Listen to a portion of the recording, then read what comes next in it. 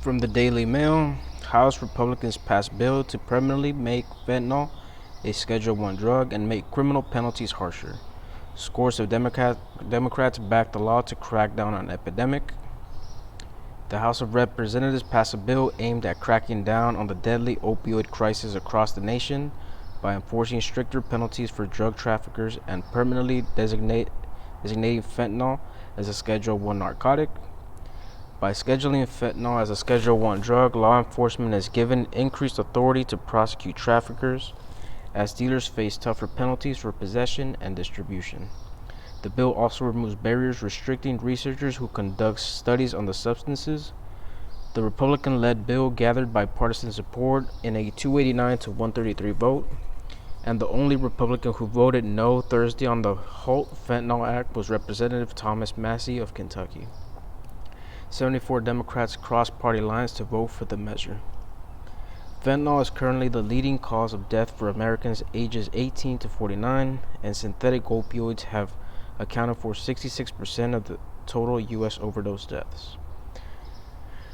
Now I'm going to be showing you who voted in favor of this bill in California, Texas, New York, and Florida, starting with California. Doug LaMalfa voted in favor. Kevin Kyle voted in favor. Mike Thompson voted in favor. Tom McClintock voted in favor. 6. Amy Barra voted in favor. John Garamendi voted in favor. Josh Hardin voted in favor. Nancy Pelosi voted in favor. John Duarte voted in favor. Jimmy Panetta voted in favor. Kevin McCarthy voted in favor. Jim Costa voted in favor. David Valandau voted in favor. Jay Obernolte voted in favor. Salud Carbajal voted in favor.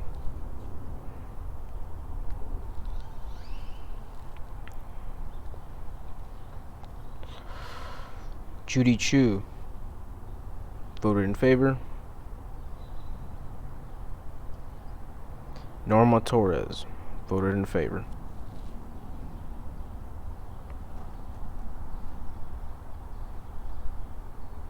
Young Kim voted in favor. Kevin Colbert voted in favor. Michelle Steele voted in favor. Daryl Issa voted in favor. Mike Levin voted in favor. Scott Peters voted in favor. And that's it for California. On to Florida.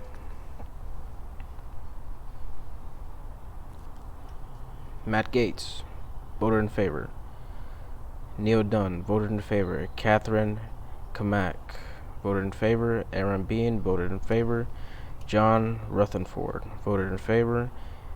Michael Waltz voted in favor. Corey Mills voted in favor. Bill Posey voted in favor. Darren Soto voted in favor. Maxwell Frost voted against. Daniel Webster voted in favor. Gus Bilirakis voted in favor. Anna Paulina Dunn did not vote. Kathy Castor voted against. Lauren Lee voted in favor. Vern Buchanan voted in favor. Gregory Estebe voted in favor. Scott Franklin voted in favor. Byron Donald voted in favor. Brian Mast voted in favor. Jared Moskowitz voted in favor. Debbie Wasmer Schultz voted against. Mario Diaz-Balart voted in favor. Maria Salazar voted in favor. Carlos Jimenez voted in favor. On to New York.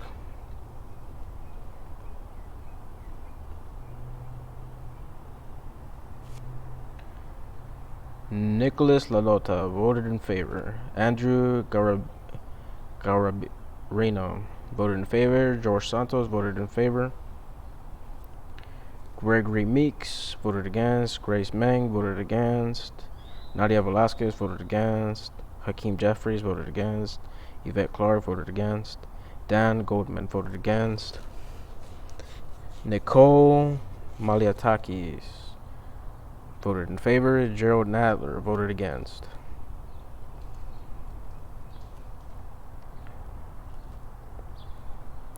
Adriano Espalita did not vote. Voted against. Alexandra Ocasio-Cortez did not voted against. Richie Torres voted against. Jamal Bowman voted against. Michelle Lawler voted against. Michael Lawler voted in favor. Patrick Ryan voted in favor. Marcus Molinaro voted in favor. Paul Tonko voted against. Elise Stefanik voted in favor. Brandon Williams voted in favor. Nicholas Longworthy voted in favor. Claudia Tenney voted in favor. And then Joseph Morrell voted in favor, and Brian Higgins voted in favor. Fucking mosquitoes.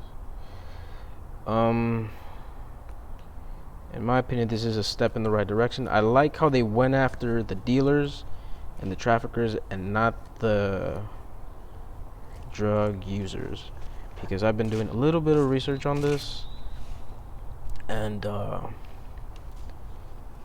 guess I could just show a few of the things that I found.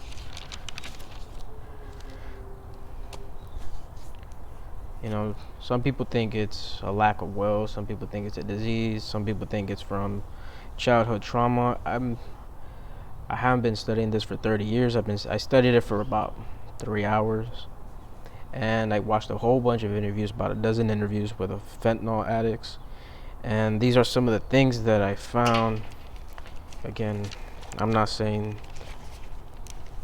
that any of this stuff matters, that there's links or anything. This is just what I found. First of all, there's a diversity of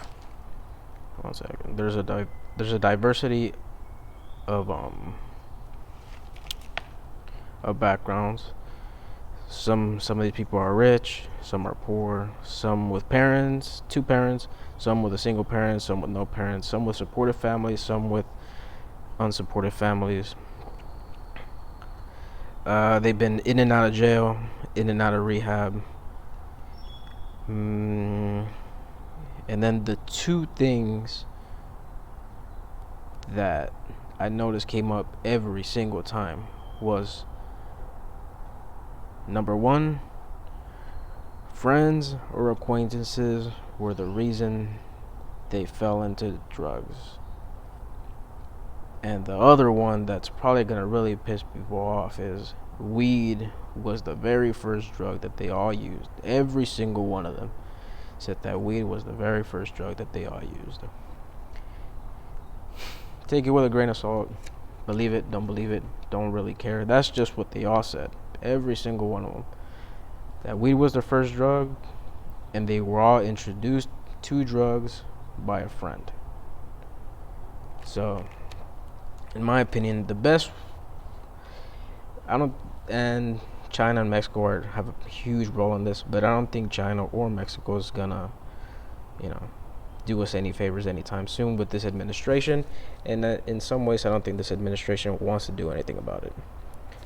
So I think a cities and towns can do something about this.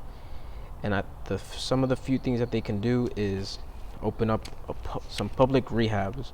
Why public rehabs? Because privatized rehabs that are for profit, I don't think they help. A lot of these people said they were in and out of rehab, in and out of rehab, in and out of rehab. and it didn't work. Obviously, the rehabs, they don't want to cure these people. Why? Because if they cure them, their customers won't come back. Okay, so make it public and make campaigns, like the way they had campaigns against smoking cigarettes, the way they had campaigns against drinking alcohol. These kinds of campaigns work. Put it in TV shows, in schools, in commercials. These kinds of things work. And they don't take much effort. And I mean, Democrats, Republicans, conservatives, liberals, nobody wants to see addicts on the street. So I'm pretty sure most people would agree that a public version of rehab would be a good thing. And as a last resort, judges need to start putting some of these addicts not in prison, but hold them in like a detention center. Because a lot of people have said that they sobered up while being locked up. I'm not saying treat them as criminals, but put them in a place where they could get away from the drugs. And when they get out of these places, after like a month, 2 months, whatever, after they get out, make sure that you keep them away from the people that got them into the drugs. It doesn't matter if it's the friends or it's the family. Whoever got them into it, make sure you keep them away. And as a last resort, if they keep falling into drugs, they keep relapsing, then that's when you can, okay, you've had your chances.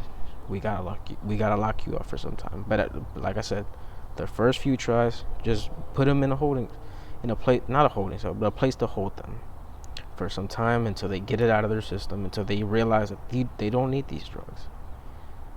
But then if they keep messing up, that's when, you gotta put your foot down. But that's it for this video. Thanks for watching.